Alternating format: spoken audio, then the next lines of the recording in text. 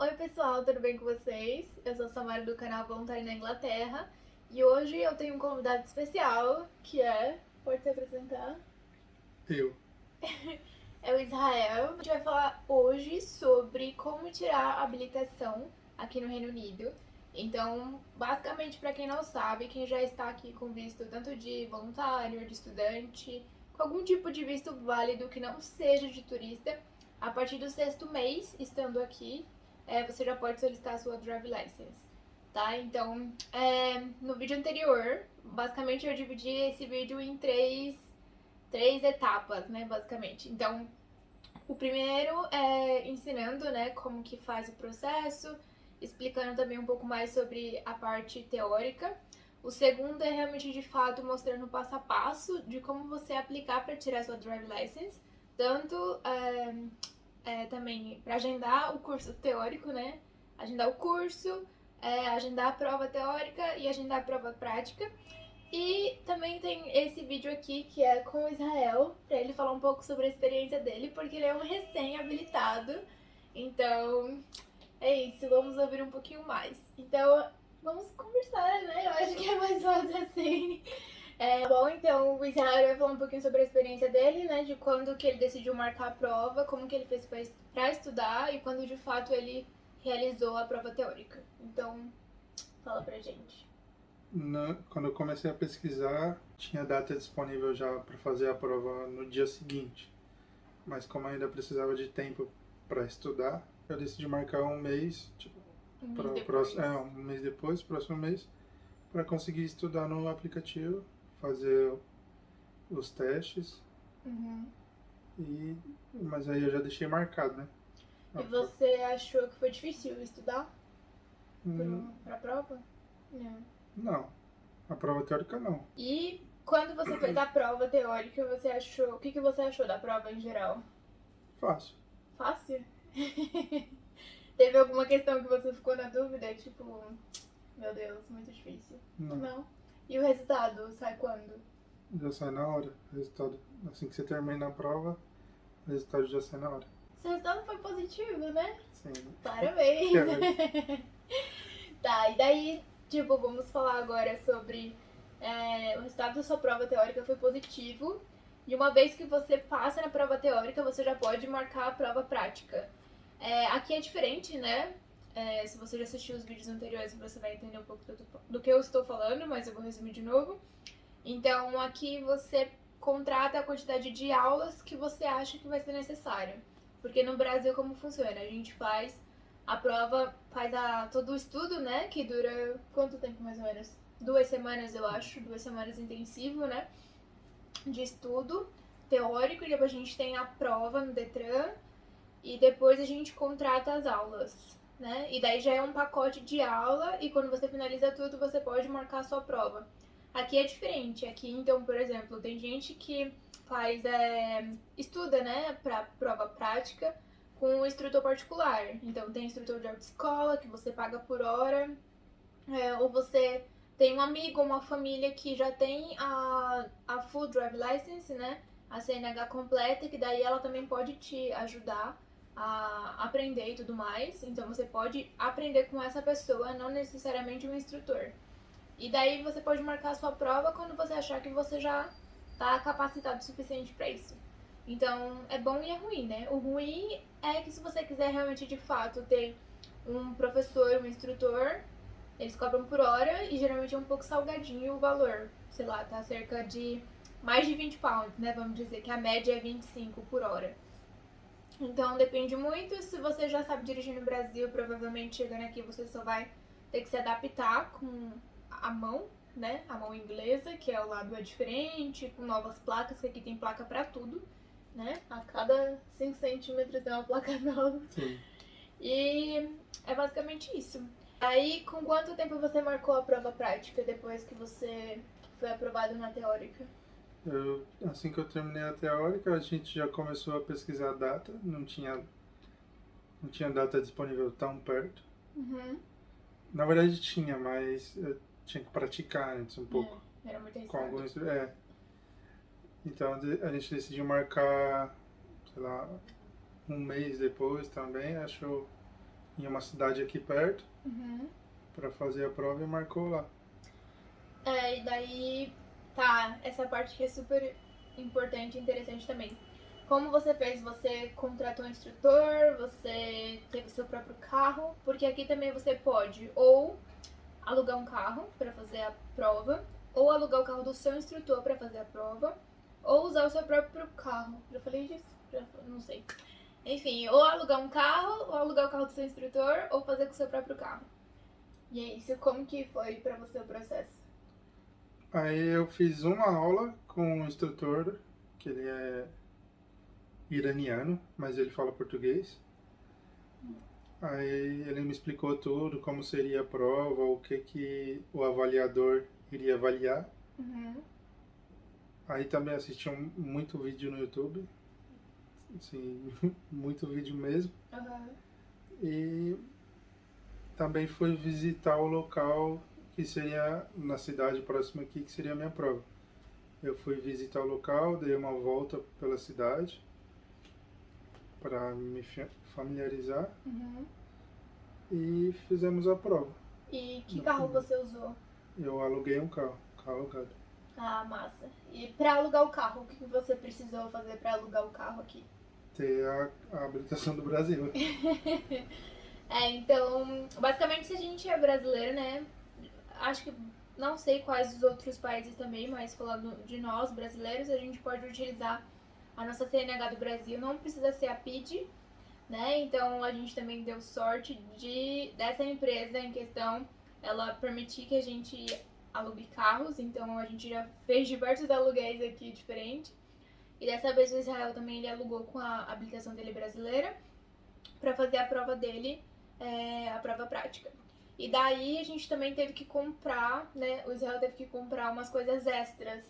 Então, o carro para você fazer a prova, assim, no site do governo fala os carros que permite, né? Fala os carros que não permite, que tem uns carros que tem erro mecânico, essas coisas assim, pode dar problema.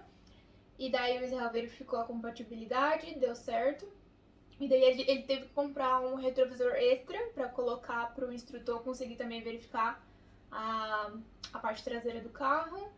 A gente comprou 2 retrovisores. Espelhinho pequenininho, redondo. 2 espelhos redondos para colocar um em cada retrovisor da frente, né? Para conseguir enxergar melhor a guia, tipo as riscas do chão e tudo mais. E A placa L. a placa L. Conta pra gente como que foi sua prova prática. Tá, a prova prática eu fiz 2 vezes. Uhum. Porque a primeira eu errei, não passei na primeira, mas já ficou como experiência também. Aí eu deixo só te interromper. O que a gente combinou, né? Tipo assim, ele fez uma aula, a gente alugou o carro, ficou treinando, né? Foi pra cidade no dia anterior, ficou treinando lá na cidade, rodamos todos os percursos assim que a gente tinha imaginado que seria a prova, né? Porque eles mandam vocês ir pra direções diferentes, assistimos vídeos também.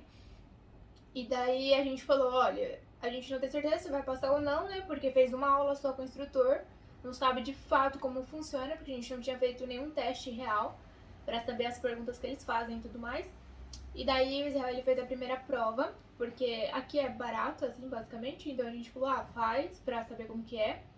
E daí, se passar, graças a Deus, se não passar a experiência e faz a próxima. Então ele foi, fez a primeira, não passou por um detalhe, gente, um detalhe minúsculo, né? Mas daí já ficou de experiência pra próxima. Aí, você fez a segunda e Na segunda eu passei. passou, gente. Porque ele dirige muito bem, só que foi só um detalhe assim, uma coisa que eu acho que na verdade é um erro do próprio governo aqui, porque não sabe colocar placa decente na estrada. Compartilha com a gente o porquê você foi reprovada no primeiro.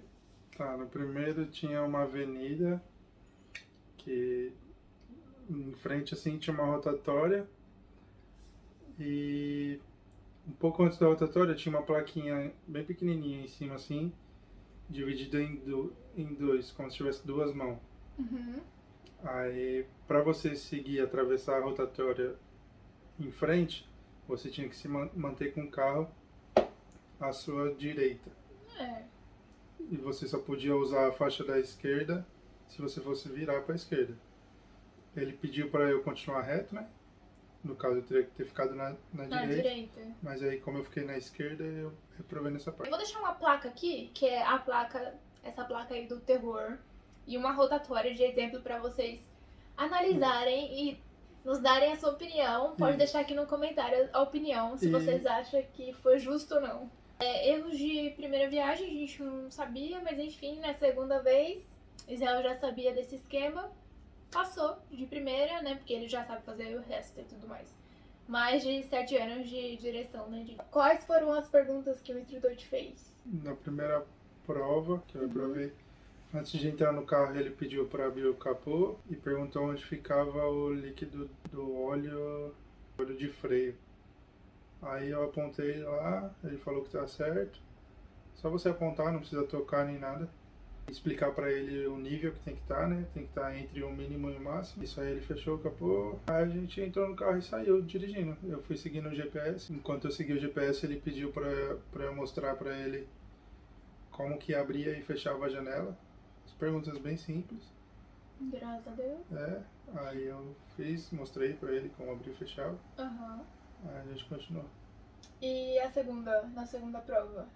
Na segunda prova, só entrou no carro e perguntou pra mim que regulava como que teria que ficar o ajuste do encosto da cabeça aqui do carro.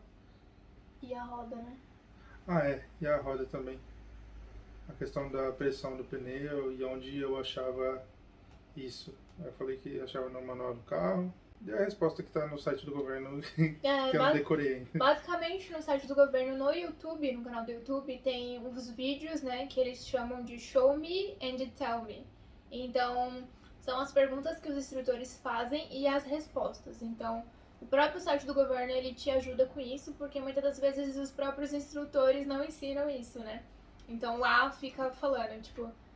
me mostre como que você abre e fecha a janela. Me mostre como você desembaça o vidro da frente ou o vidro traseiro do carro. Qual a profundidade dos cortes do pneu.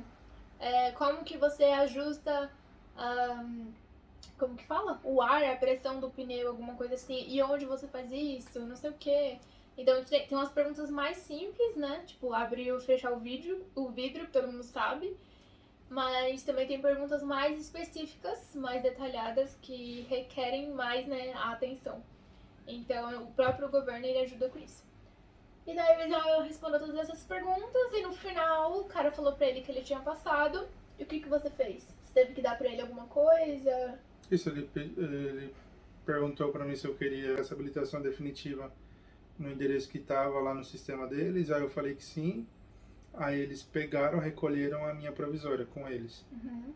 Se eu falasse que não, a minha provisória ficaria comigo e eu que teria que fazer o processo de, tipo, enviar a minha provisória via correios e depois eles me mandariam a minha definitiva.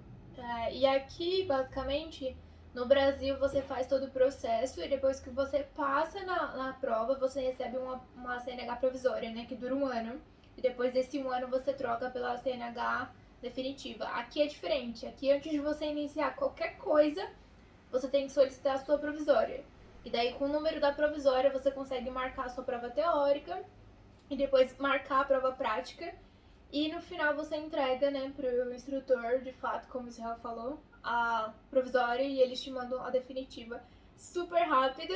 Quanto tempo você recebeu a sua... 4 dias. 4 dias, gente. Olha isso. Acabou de receber, na verdade. Sim, fresquinho. Olha isso. É isso, gente. O menino aqui está habilitado agora. Agora o próximo passo é o quê? Comprar um carro. Por quê? Porque se você comprar um carro com a sua provisória ou se você comprar um carro com CNH estrangeira, é muito mais caro. A gente fez uma cotação de um carro usando a CNH internacional, tava dando R$6.000 o ano, né, do seguro do carro. E já com a habilitação dele, a nova, mesmo tendo sido recente assim, já tipo diminuiu a metade do valor, ficou 3.000 e alguma coisa. 3.100, então olha só a diferença, né? Então é isso, gente. Se vocês já sabem dirigir, vai ser muito mais fácil, não precisa ficar nervoso. Se você não passar de primeira, tudo bem, serve de experiência para sua segunda prova, né? Porque o valor é barato, é 65, né? 67 pounds. Então é um custo assim com ok, até. E daí, se você também tiver amigos que saibam dirigir, eles podem te ensinar, então não tem problema nenhum com isso também. E é isso, gente. Boa sorte pra vocês. E alguma dica, alguma coisa? Não sei. Só vai. Só vai. E é isso, só vai, gente. Obrigada, tchau.